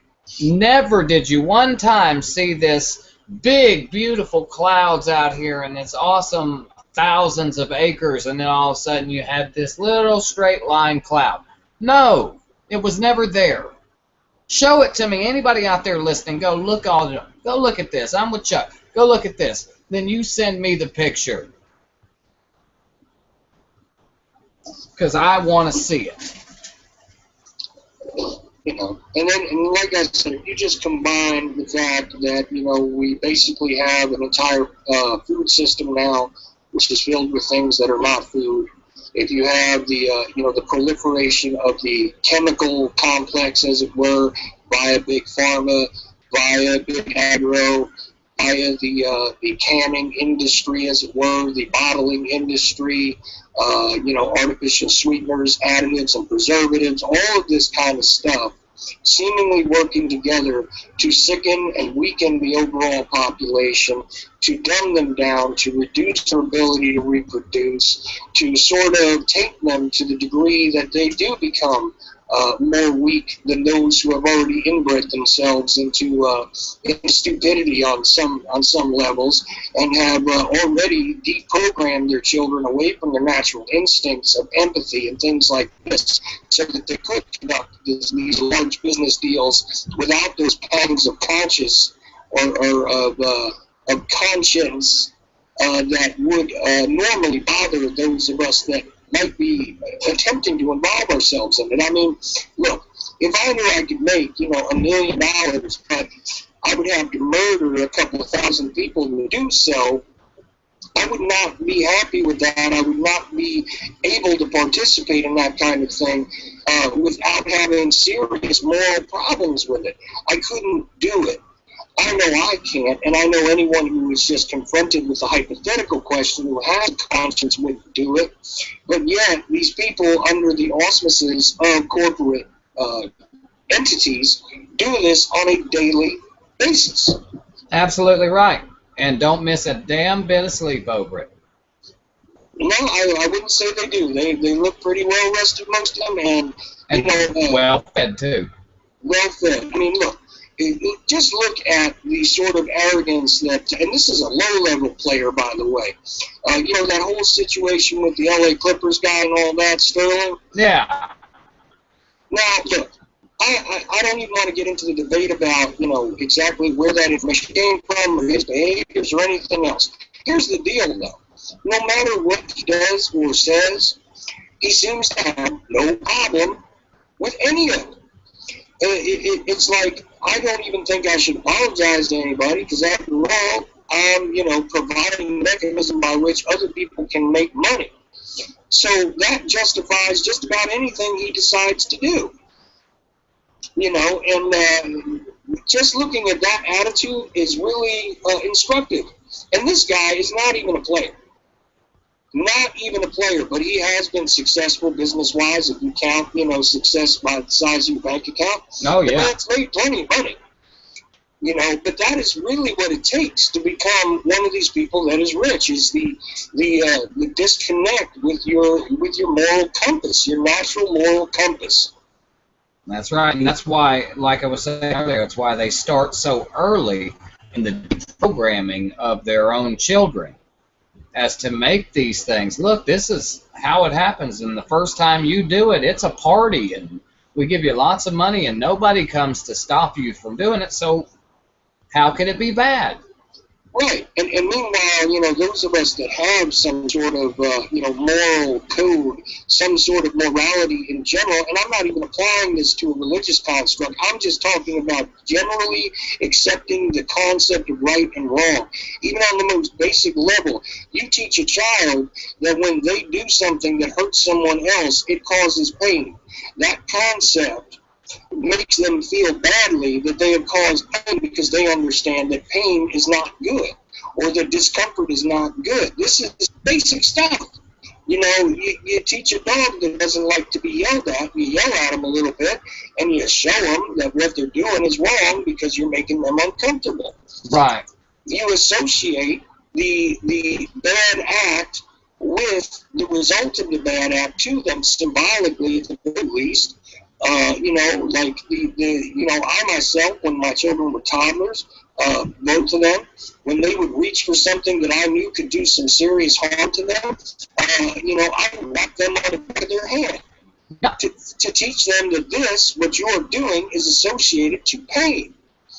And in that way, they would learn that they should not do that. And also likewise, you try and teach them when interacting with others that they cause pain to others. So they understand that they feel pain, they understand others feel pain, and this is basically empathy. This is us tapping into the natural order of a person and telling them, look, if you can understand that this hurts and you can understand someone else hurts, you can feel along with them.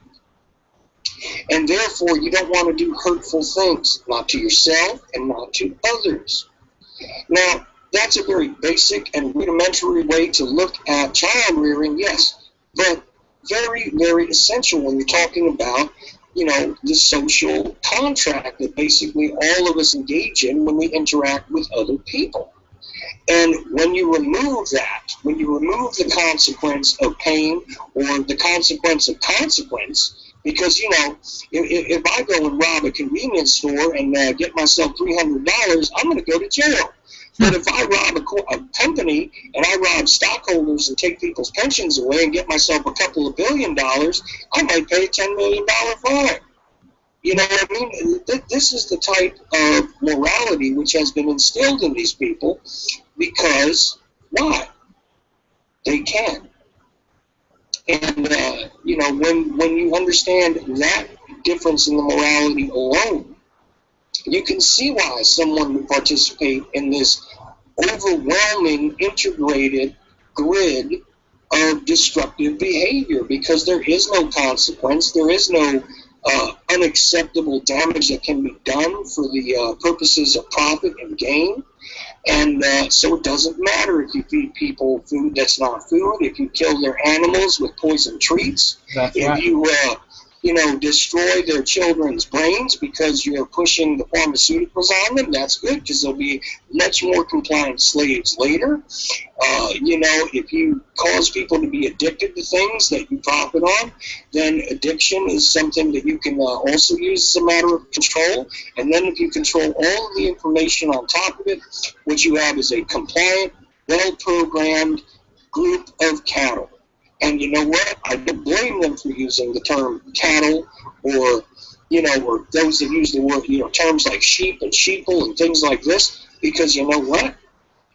It is very much the herd mentality that we're dealing with here. And it's unfortunate. And this is the problem, is that we're trying to show people that they need to stick their heads up out of the sea that is the herd and begin to look around at the landscape, begin to look around at the people that are herding the herds. And they need to sort of understand that the shepherds are not looking out for the herds. They need to understand that some people have, by way of their own birthrights, by way of their own sort of decrees, decided that they are above the law, they are above the masses, and although their bodies appear to be in the same shape as the rest of the sheep, they are not participating the way that the sheep should be, participating with one another. They believe themselves on another level, and they behave like that. So this is the thing about, the Bilderberg deal.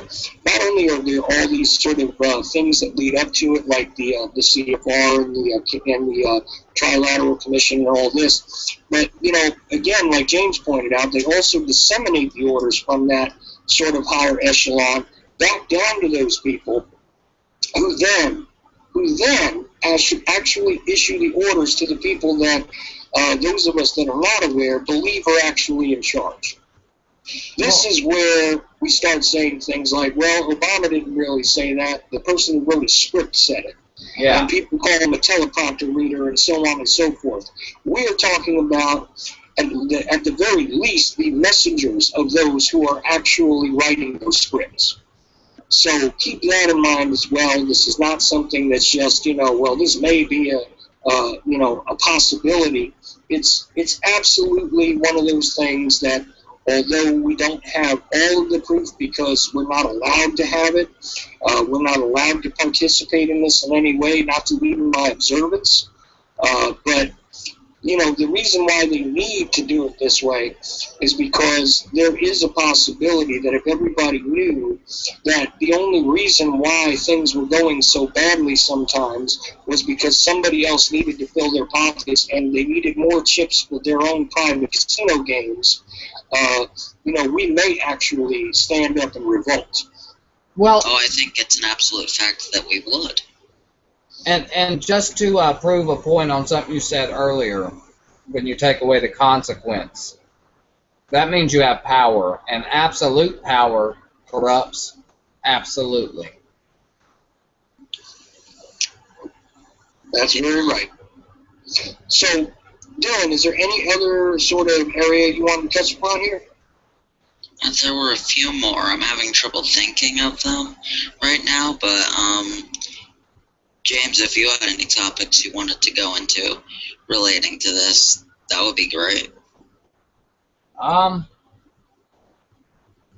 Let me think about, because my head is still wrapped into that show I had last night with the Masons. Well, let's talk about that a little bit, because, a lot of people say that it is a benign organization because they participate in, charitable actions and things that are beneficial to their local communities. Explanations are given to me like it's just businessmen that are networking together. And you know what? On some level, they are correct.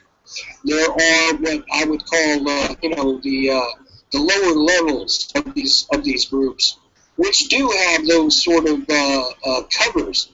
They allow certain people to get into the lodge and participate, on some level with this group because it does carry prestige, it does carry the ability to network with individuals. But if you think that the guy who owns 2 grocery stores, is going to, this is the explanation I'm always giving.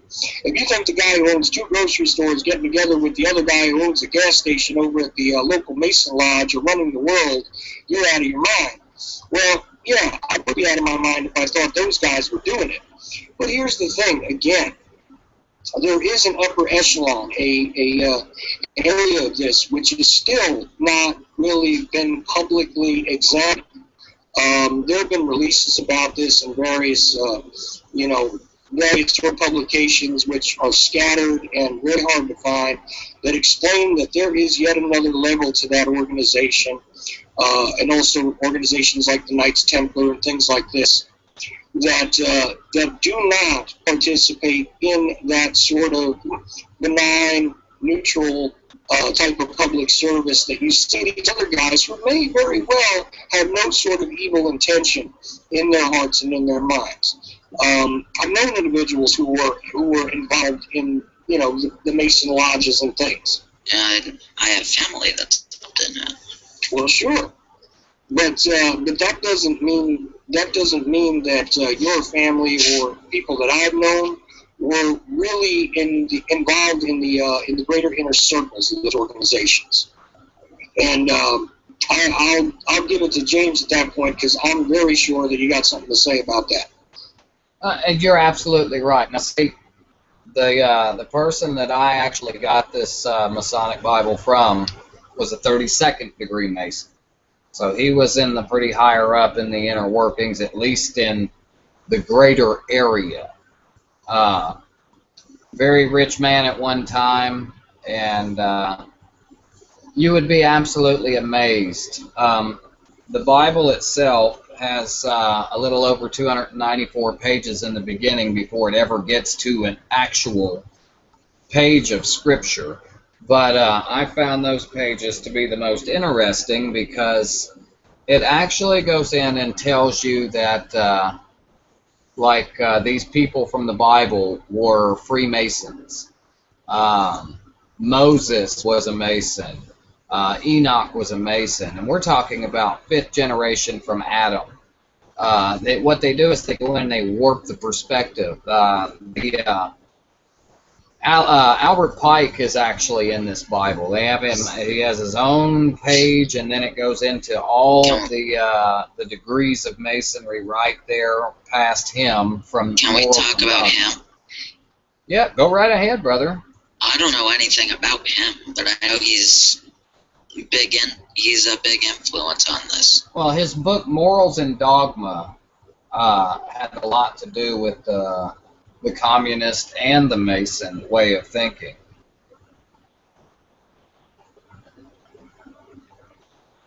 Let me get my book.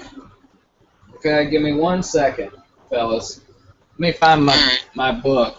Like I said, I've got so much rattling around that I'm liable to misquote myself, and to have one show last night and then say something different on this one would just blow everything away. Let's see here. Yeah, that would cause unnecessary issues for you. Right.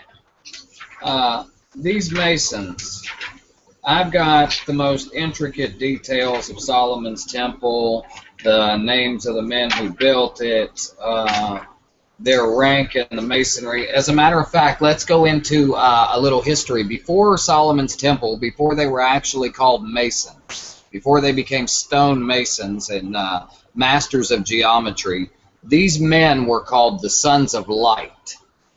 Masons have a term for high noon, which is masonry expression.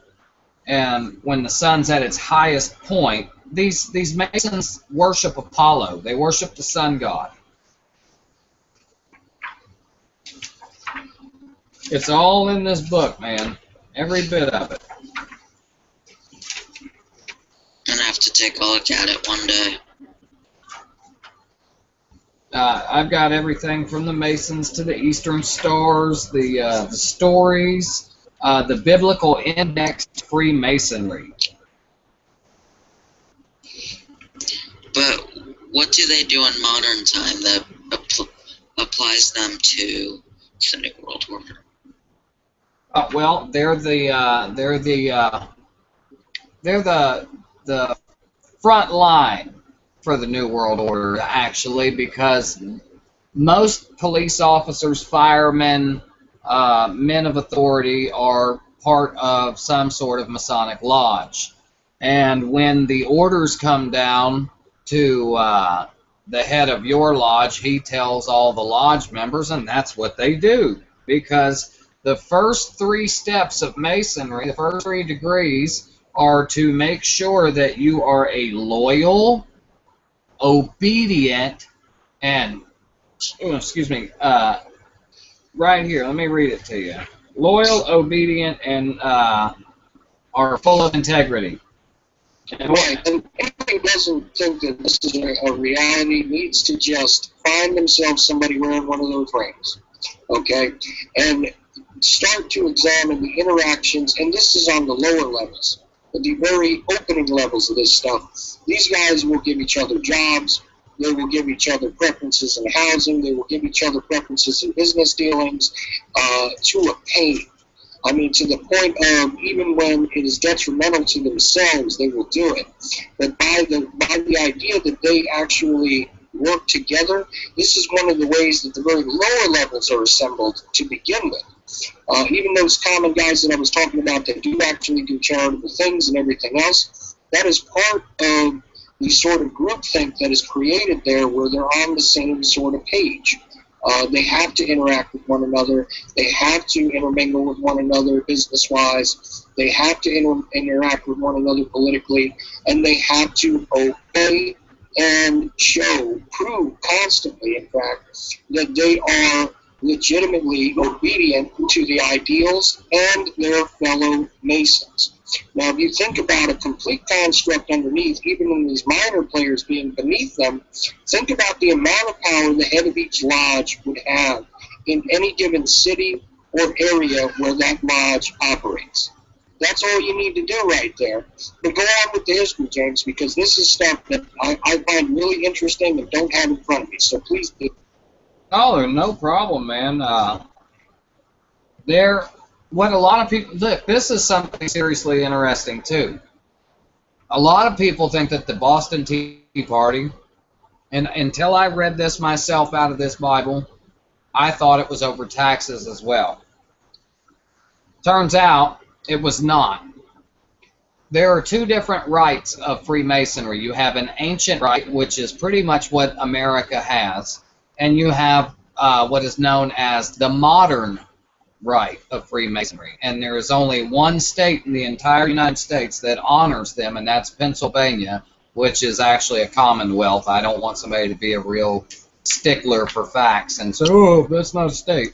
But the Boston Tea Party, the actual the inception of its invention was created in a Masonic lodge, and every person who participated in it was a master Mason from a Masonic lodge. It was the modern Masons fighting with the ancient Masons, and right after that they came together and decided that that they were going to work together now, and that's where you get the symbol of the double-headed eagle. It is shared jurisdiction, is what it stands for.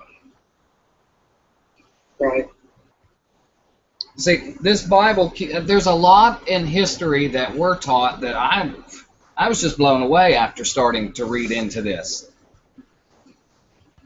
Any other interesting tidbits from that book? Yeah, let me look here. Because, see, right, I'm in the building of Solomon's Temple. I have Washington was the first Grand Master Mason in the United States of America. He was the first and only. Really? Absolutely. And one of the most famous portraits of Washington depicts him with a Masonic apron on as well. Yes, and I have his Masonic apron right here, not a physical form, but a picture. And it has the Mason sign with the bell. It has the Royal Arch, the pentagrams, the tomb. Obviously, they were the exception that we were speaking about. It has the steps that go up to the altar that have the compass and the square, all of the different knots and the ladder, and the man with, it's basically to depict Excalibur. I guess he's one of the exceptions. King, what's his name? Arthur? Arthur, there you go. I kept wanting to say Richard, and I knew that wasn't right. But the most prevalent two things here, well, three things. You have the sun, you have the moon and the stars, which the stars are in a 6-point star connected dot. And then you have the all-seeing eye of Ra, right in the center, inside the Royal Arch of what is appearing to be a Masonic lodge or Masonic temple. And this was in 1784, and let's see here, it was the Grand Lodge of Pennsylvania. The apron is now possession of the Grand Lodge of Pennsylvania. Right. But I have so much here on Washington. I've got all the way up to the 33rd degree Inspector General of the people who signed the Declaration of Independence.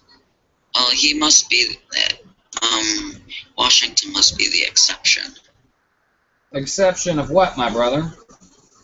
to the evil Masons. Well, the Revolutionary War was bought and paid for by Britain. The crown paid for our side as well. We never broke free from the crown, my friend.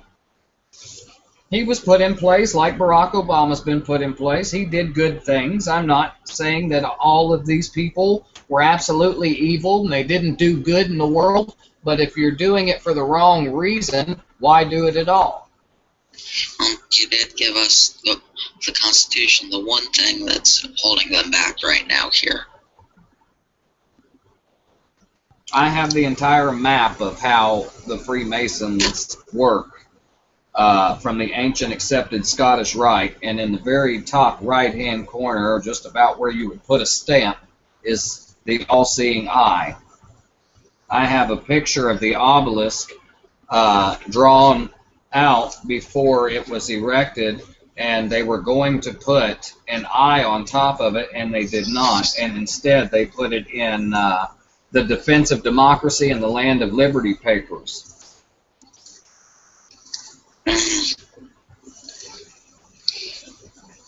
This is not, I mean, if you don't think that the Masons have had a lot to do with the way things are going on, pull your head out of your ass. I believe they have a lot to do with this. Like I said, 56 people signed the Declaration of Independence. 53 of them were Masons. Does that mean the document should be null and void? Absolutely not. Does that mean that there may have been other intentions for later on down the road? Absolutely. Although there's nothing denying that it's a good thing. Right, and now that's what I'm saying. I never one time said that the document should be null and void because of that. I am just saying it would be something to look into. Why do we think these people, were they trying to break free? Were they trying to become a true Christian organization? Or were they also worshiping the light bearer, being sons of light?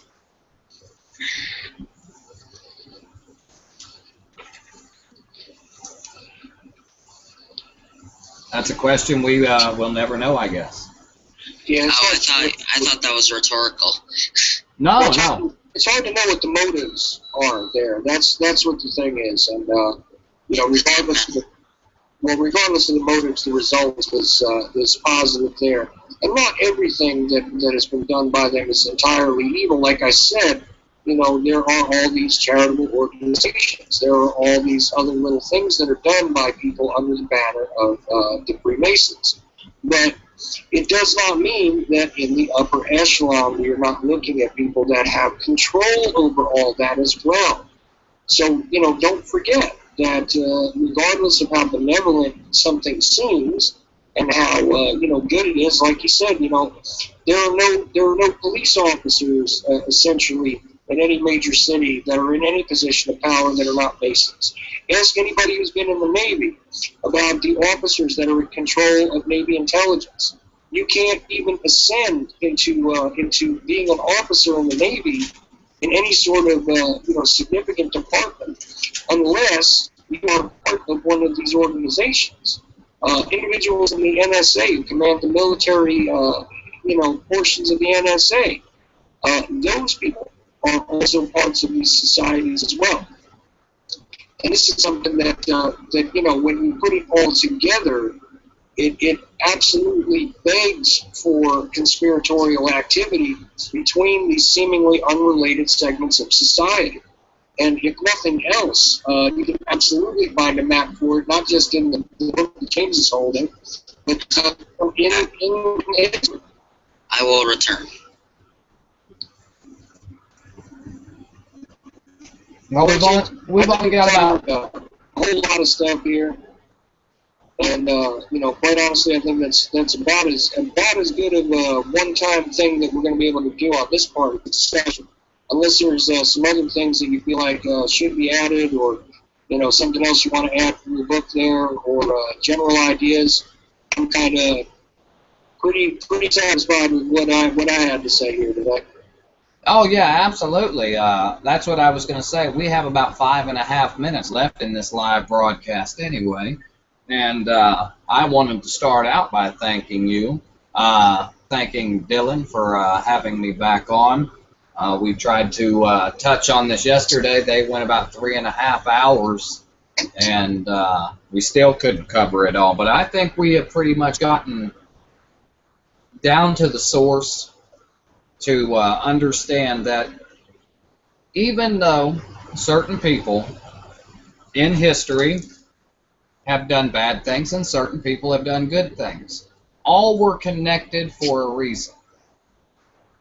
And if that reason is what we say it is, then there's absolute proof that that is New World Order agenda.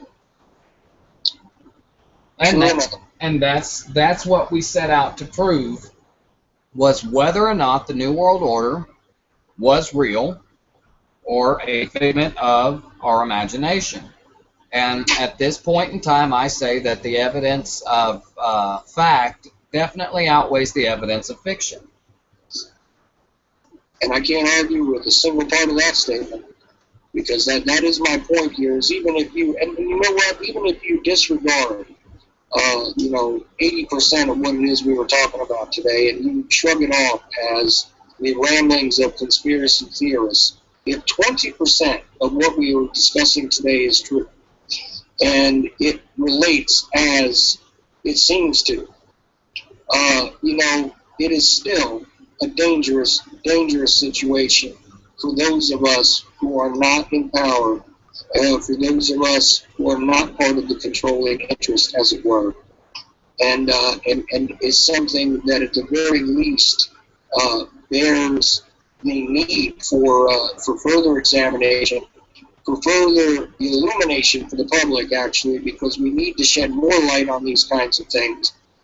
Because as both you and I stated throughout the show, the fact of people that wish to do benevolent things will conduct their business in the light of day, will conduct their business in the public's mind, and for no other reason than to receive the accolades for such things.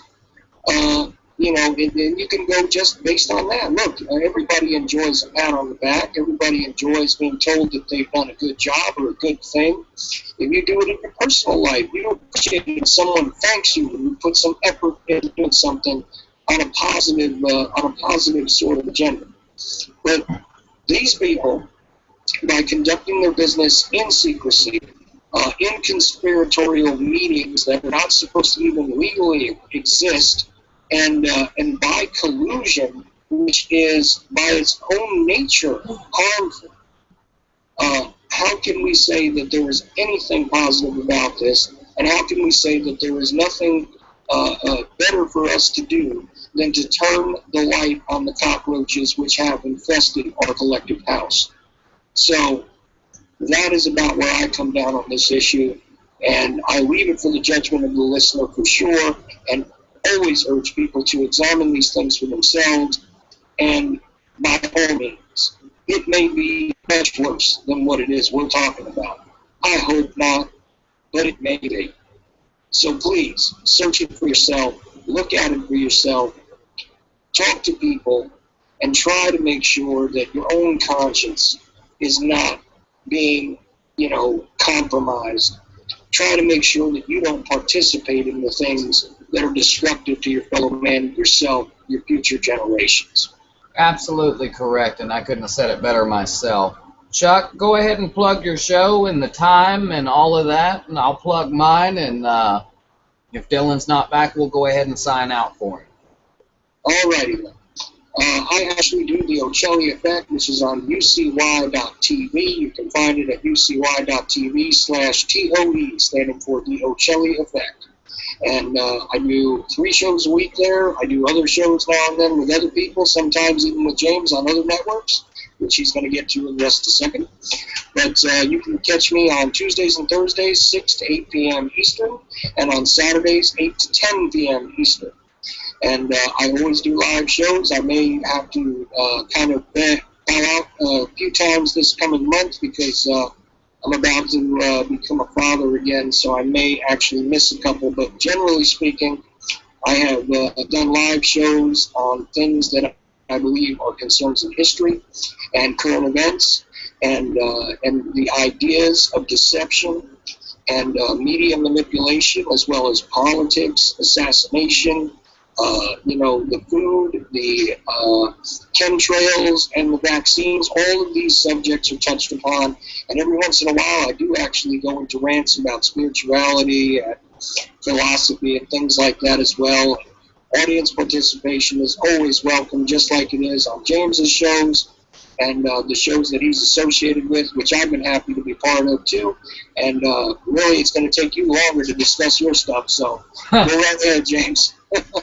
Well, thank you very much. Yes, as a matter of fact, the Ocelli Effect is on UCY.TV, which is partnering up right now as we speak with NWO Truth Radio, which is the proud network that I am a part of, featured on Blog Talk Radio.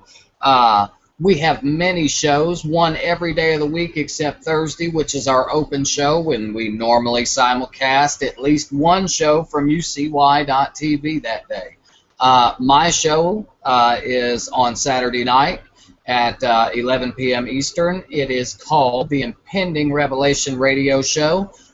We take on things such as evolution, government shutdown, Common Core, just about anything out there that is detrimental to you. We have at least one expert.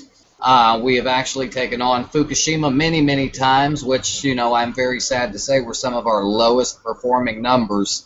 Nobody wants to hear that the world is ending, and I understand that. But if we all could unite, we could make something happen. But Monday night is Ladies' Night with my wife Carla V, Stephanie J, and Miss Deviant.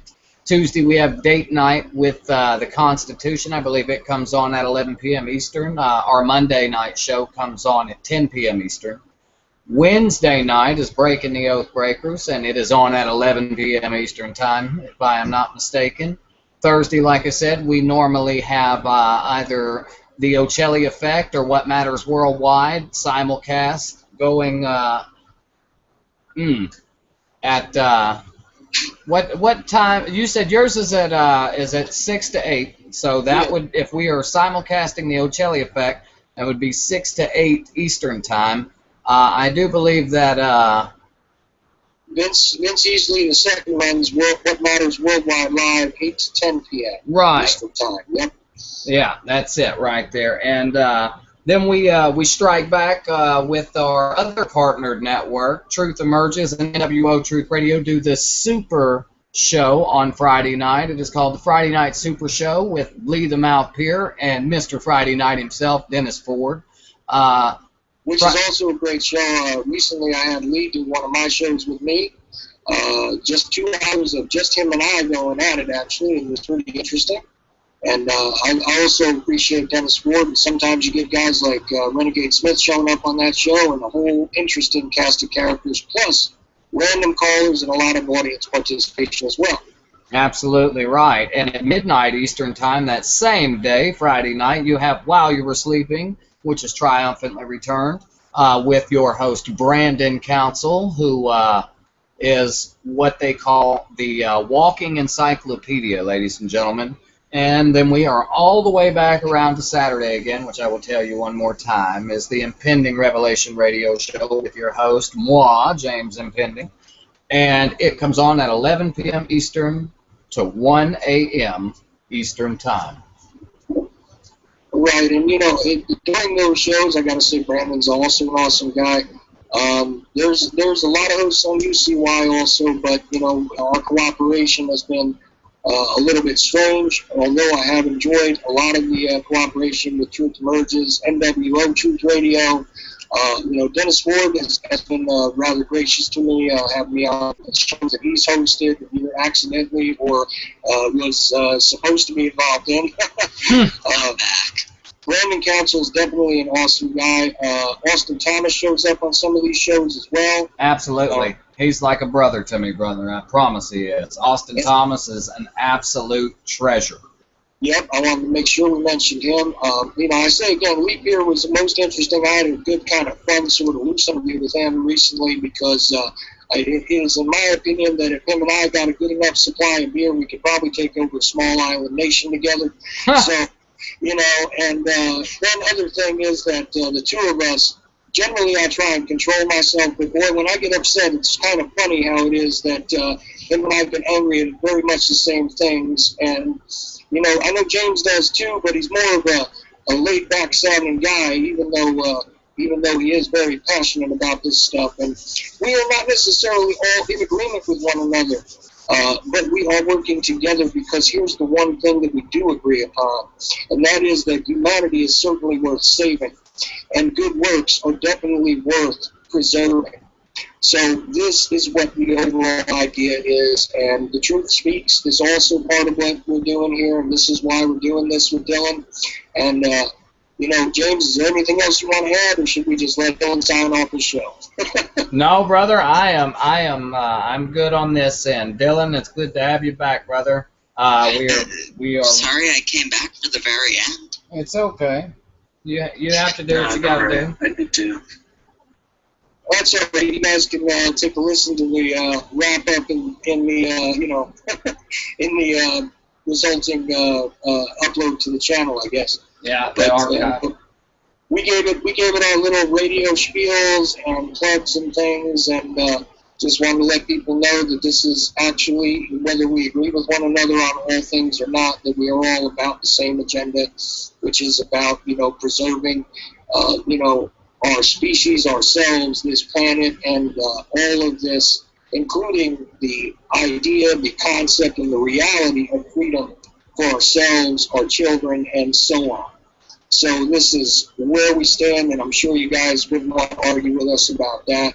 So we just added those tags to the end here. Nope, I completely agree. So, are we closing up? That's up to you. It's your time to close it, brother. It's your show. Alright, I don't know what you guys just, alright, let's close it out. I've never given a closing though, so. Well, you'd want to basically tag it with, this has been The Truth Speaks, I'm Dylan, this is da-da-da, and, blah, you're done. Yeah, it doesn't have to be awkward. You just kind of tell everybody thank you and do your thing.